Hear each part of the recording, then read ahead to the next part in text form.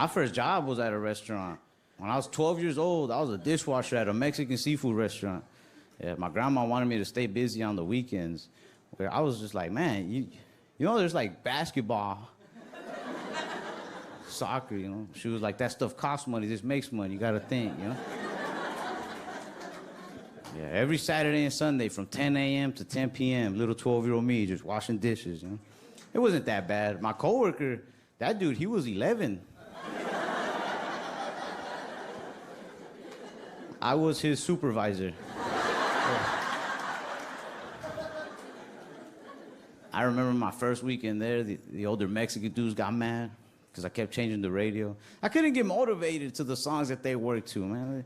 Old Mexican dudes worked their ass off to the most lovey-dovey music all day at work, which is wild because right after work, they go home and treat their women like shit.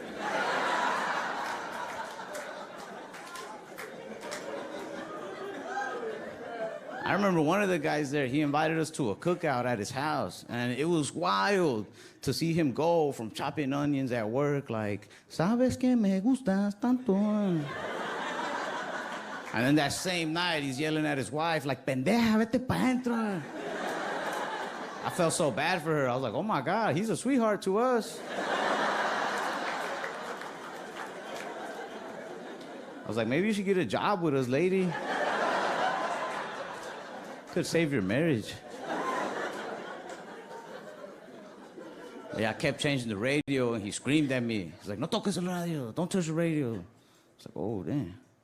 And then the next day, I didn't talk, I didn't touch the radio, just washed dishes all day. At the end of the night, we did a deep cleaning of the whole restaurant, and when the older Mexican dudes were done, they sat on these boxes in the middle of the kitchen, just talking, drinking. But I kept looking for things to clean, because I wanted to get back in their good graces and show them I'm a good kid, I'm a hard worker. And then the one who screamed at me, he called me over. He was like, I went over there. He got up off the box and he pulled out a beer. He was like, ¿Quieres una cerveza? He's offering me a beer. But I'm 12. So I was like, okay. I was like, no más dos. Mañana tengo escuela.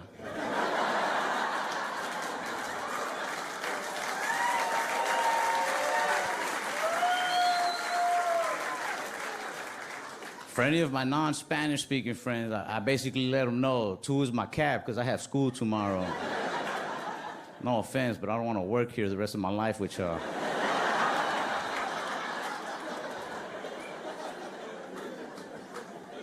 But he gave me that beer, and I felt so cool, man. You know, I got my beer, I'm hanging out with the adults, you know, listening to them talk. I wanted to talk too, but I couldn't find anything that I could relate to so I could pitch in, you know? They're talking about grown people stuff. Like their kids, their bills, their wives. Like, mi pinche vieja, güey. But I tried my best to relate, man. I took a swig of my beer. I was like, yeah, my grandma be tripping, bro.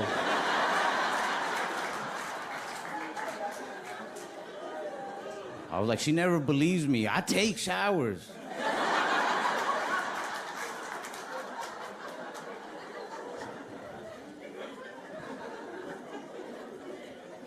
That's when I was 12. By the time I was 13, I was tired of working for the man. I started cutting hair out of my bedroom. Like, the only way you can learn to cut hair is by practicing on people. And none of my friends wanted to let me practice on them. But thankfully for me, all my friends were just poor enough. They had no choice but to let me practice on them. Yeah, a lot of them had single moms and a lot of siblings. Their moms couldn't afford to take them and their brothers to a real barbershop. So they bring them to me, I'll cut their hair for free, and then their moms, to help me, would post the pictures on Facebook. Like, I keep my babies looking fresh. Yeah, since 13, I've been empowering these ghetto queens.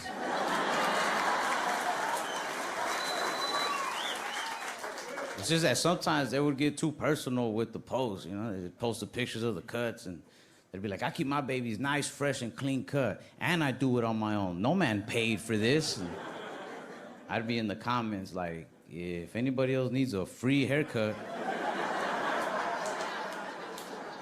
come to my grandma's. Cutting hair from home is how I realized my grandma didn't even care about my safety. There used to be grown men covered in tattoos showing up at my doorstep, like a little Ralphie here. She'd be like, yeah, he's in that room by himself.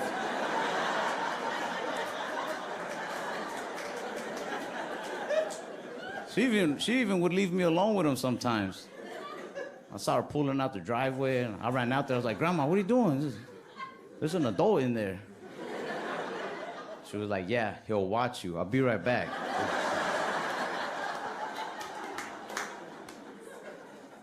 Sometimes I'd mess up on these haircuts, and I would have these grown-ass men just screaming at me in my little 13-year-old bedroom. As soon as I'd give them the mirror, but let me see. God damn, what the fuck, dumbass? I'd be like, you don't know what you're doing, do you? You don't know how to cut no hair. But I would always tell them the same thing. I'm 13. Why would you let me do this?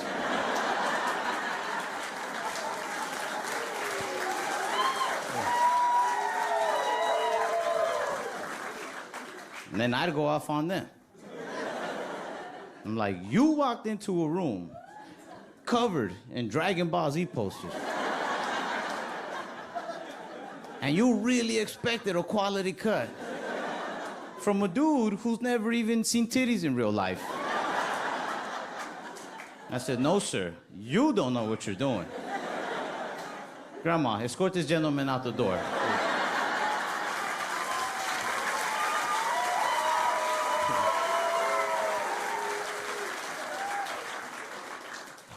But yeah, man.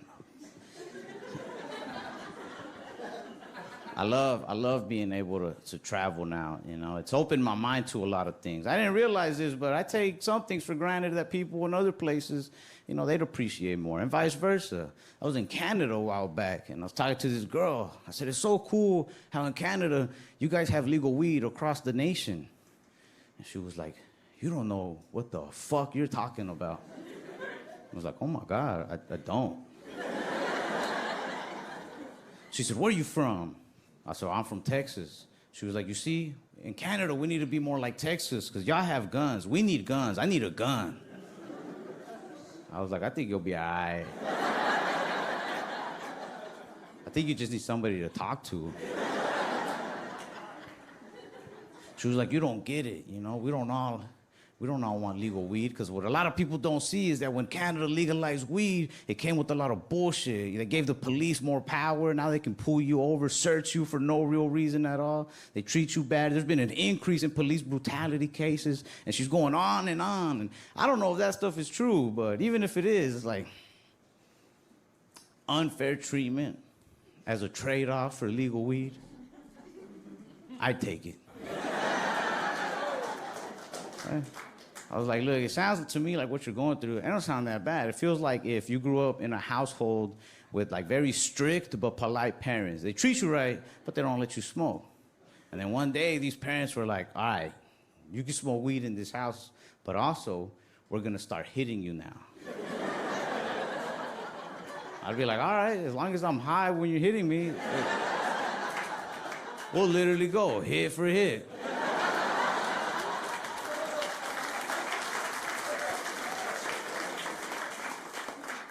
I didn't even realize I was scared. I froze. My buddy Jaime let go of the ice cream, and he stood up for himself, which was wild. We were shy kids, man. We never stood up to people our own age. You know, we used to get bullied. We'd take the ass whoop and move on. But Jaime was mad. He was offended that somebody accused him of stealing. He's a hard-working kid. He earned his money. He was the 11-year-old that was my... We used to wash dishes together. Anyway, he stood up for himself. He looked at that cashier. He said, excuse me, sir? Are you profiling me right now? And the cashier was like, you call it what you want, man. He's like, you little fuckers like you come in here and steal shit all the time. He's like, I don't need you in my store. Jaime was mad. He's like, you don't know who I am or how I am. He's like, we've never stolen from you, man. We come in here all the time and buy snacks. And I was just like, yo, don't say we.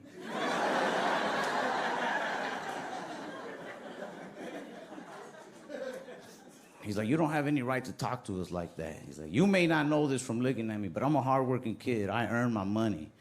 He's like, we come in here, we buy snacks all the time. Never once have we stolen, man. I don't have to steal. I take a lot of pride in the fact that I work for the money to buy these snacks whenever I want them. And all the adults in the store start listening to the story, and they start cheering on Jaime. They're like, hell yeah, tell his ass, kid, tell him. So all the attention is on Jaime. I grab that ice cream, I put it right in my pocket.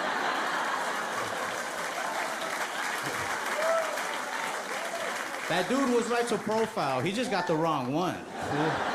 Hey, like I'm born and raised here in Texas, but I didn't realize how accustomed to it, how Texas I really was on the inside until I got to travel. I remember the first time I stayed in New York for a few weeks.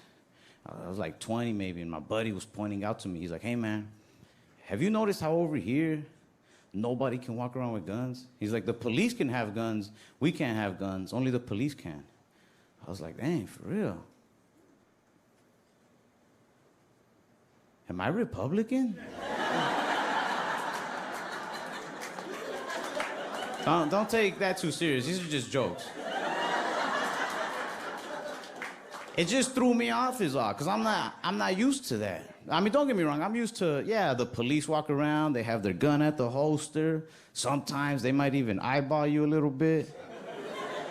Like as if to say, like, hey, don't start nothing now. And that's fine, I'm used to that, you know. I'm just also very used to the way it is back home, where you can also walk around with a gun at the holster. And if you're feeling up to it, you could eyeball the police back a little bit.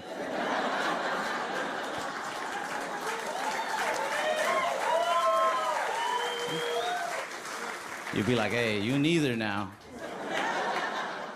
I remember they used to teach us that in school. It's called checks and balances.